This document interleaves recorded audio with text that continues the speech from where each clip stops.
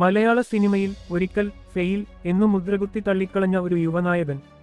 ഇന്ന് genius actor എന്നു ലോകം വിളിക്കുന്നത് ആരാണെന്നു അറിയാമോ? അതെ, അതാണ് ഫഹാദ് ഫാസിൽ. ആലോചിച്ചു നോക്കൂ, ഒരിക്കൽ തന്നെ നിരാകരിച്ച ആത്മവിശ്വാസം തന്നെ ഇന്ന് തന്റെ ഏറ്റവും വലിയ ശക്തിയായി മാറ്റിയിരിക്കുന്നു. ഇതാ ഫഹാദിന്റെ അത്ഭുതകരമായ റൈസ് സ്റ്റോറി. അവൻ എങ്ങനെ മിണ്ടാതെയുള്ള വിപ്ലവം മലയാള സിനിമയിൽ നടത്തിയത്, അത് നമുക്ക് സ്റ്റെപ്പ് ബൈ സ്റ്റെപ്പ് ആയി കണ്ടു നോക്കാം. 1982 ഡിസംബർ 8 ആലപ്പുഴയിൽ ജനിച്ച ഫഹാദ്. ചലച്ചിത്ര ലോകം തന്നെ ആയിരുന്നു അവന്റെ ജനനാവകാശം. കാരണം അവന്റെ അച്ഛൻ മലയാള സിനിമയിലെ super hit machine director Fazil. ബാല്യകാലത്ത് നിന്ന് തന്നെ സിനിമാ സെറ്റുകൾ ഒരു കളിസ്ഥലം പോലെ.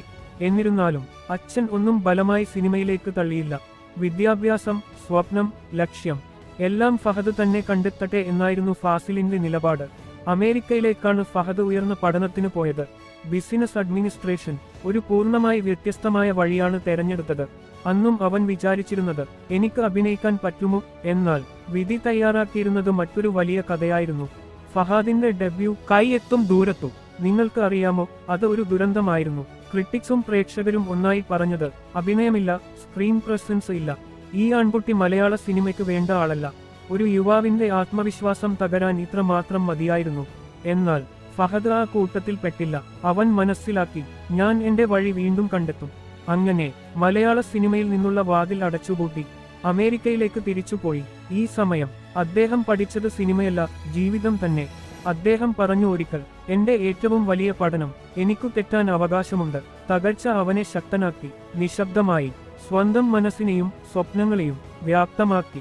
2009 മലയാള സിനിമയിൽ ഒരു പുതിയ കാലം തുടങ്ങുകയായിരുന്നു. ന്യൂ ജനറേഷൻ മൂവീസ്, യാഥാർത്ഥ്യവും സ്വാഭാവികതയും മുൻതൂക്കം. ഈ പുതിയ കാലം ഫഹാദിന് വേണ്ടിയാണ് പിറന്നതുപോലെ. കേരള കഫേ ഫഹദ് തിരിച്ചെത്തി. പിന്നീട് ചപ്പക്കുറിശിയിലും സ്ക്രീനിൽ മറക്കാനാവാത്ത ഒരു നെഗറ്റീവ് ഷെയ്ഡ് കഥാപാത്രം. അന്നേ ദിവസം പ്രേക്ഷകർ ചോദിച്ചു, ഇതാരാ, ഫാസിലിന്റെ മകൻ തന്നെയാണോ? ഇതായിരുന്നു യഥാർത്ഥ തിരിച്ചുവരവ്. ഫഹദ് അഭിനയിച്ചത് കഥാപാത്രങ്ങളോട് അടിമയായി.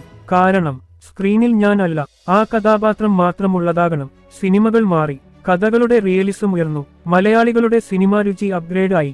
22 ഫീമെയിൽ കോട്ടയം, ഡയമണ്ട് നെക്ലേസ്, അന്നയും റസൂലും, ബാംഗ്ലൂർ ഡേയ്സ്, ഒന്നൊന്നായി എല്ലാം ഗെയിം ചേഞ്ചർ. പ്രേക്ഷകർ തിരിച്ചറിഞ്ഞു, മലയാള സിനിമയുടെ ഭാവി ഇവനാണ്.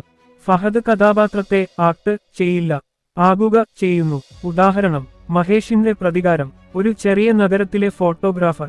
എത്ര മനുഷ്യസഹജം, എത്ര ലളിതം, എത്രയും യാഥാർത്ഥ്യം. തൊണ്ടിമുതലും ദൃക്സാക്ഷിയും. ഒരു തീവ്ര ചോരക്കാരന്റെ മനസ്സും. അച്ചടക്കം നിറഞ്ഞ പോലീസ് സ്റ്റേഷൻ ലോകവും. എല്ലാം വിറുതുമ്പിൽ. ഇങ്ങനെ ഫഹാദിന്റെ സിനിമകൾ അന്താരാഷ്ട്ര ചലച്ചിത്രമേളകളിൽ ശ്രദ്ധ നേടി. ഫിലിംമേക്കർമാർ പറഞ്ഞു, ഇവൻ ഒരു നാച്ചുറൽ സ്റ്റാർ അല്ല, ഇവൻ ഒരു നാച്ചുറൽ ഫിനോമിന. ഫഹദിനെക്കുറിച്ച് ഒരു ചെറിയ സത്യം, അവനെ പ്രവചിക്കാൻ കഴിയില്ല, അവനെ പെട്ടി ചെയ്യാനാവില്ല. അവൻ ഒരു പെട്ടി പൊട്ടിക്കുന്ന ആർട്ടിസ്റ്റ്. അവൻ റിസ്ക് എടുക്കും, പലപ്പോൾ പരാജയപ്പെടും, പക്ഷേ ഓരോ തവണയും തിരിച്ചുവരും. അതാണ് അവന്റെ കട്ടി. ഫഹദ് ഒരു ഫാഷൻ ഐക്കണല്ല, ഒരു സ്റ്റൈൽ സൂപ്പർ സ്റ്റാർ അല്ല. അവൻ നമ്മളിൽ ഒരാളുടെ യഥാർത്ഥ പ്രതിബിംബം. സ്വപ്നങ്ങൾ തെറ്റിപ്പോയാലും അത് തിരിമറി പിടിച്ചെടുക്കുന്നവൻ. വിവാഹം, നസ്രിയ, ഒരിക്കൽ സഹനടി, ഇന്ന് അവന്റെ ജീവിതത്തിലെ ഏറ്റവും വലിയ പിന്തുണ. അവരൊത്തുള്ള രസങ്ങളും ക്യൂട്ട് മോമെന്റുകളും കൊച്ചുകഥകളും എല്ലാം മലയാളികളുടെ ഹൃദയത്തിൽ. ഒരിക്കൽ ഇവൻക്ക് പറ്റില്ല എന്ന വാക്കുകളാൽ ഭൂമിയിലേക്കു വീണ സ്വപ്നം ഇന്ന് ആകാശത്തെ കീഴടക്കുന്നു. അതുകൊണ്ട് ജീവിതം നമ്മളെ വീഴ്ത്തിയാൽ വീണ്ടും എഴുന്നേൽക്കുക. കാരണം വീഴാതെ വിജയിക്കാൻ കഴിയില്ല. ഇത് പ്രചോദനമല്ല മാത്രം, ഇത് ഒരു മിണ്ടാതെയുള്ള വിപ്ലവം. ഇതായിരുന്നു ഫഹദ് ഫാസിൽ. ഒരു പരാജയപ്പെട്ട നായകനിൽ നിന്നും മലയാള സിനിമയുടെ ഗുരുത്വാകർഷണ കേന്ദ്രമായി മാറിയ അവന്റെ കഥ ഇതുവരെയല്ല, ഇനി വരാനിരിക്കുന്നതാണു ഏറ്റവും വലിയ തകർപ്പൻ സ്റ്റാർ. താരം ടോക്സിൽ ഇനി വരും അവന്റെ ഏറ്റവും വലിയ വിജയങ്ങളും നമ്മൾ അറിയാത്ത രഹസ്യങ്ങളുമൊക്കെയുള്ള ഭാഗം 2.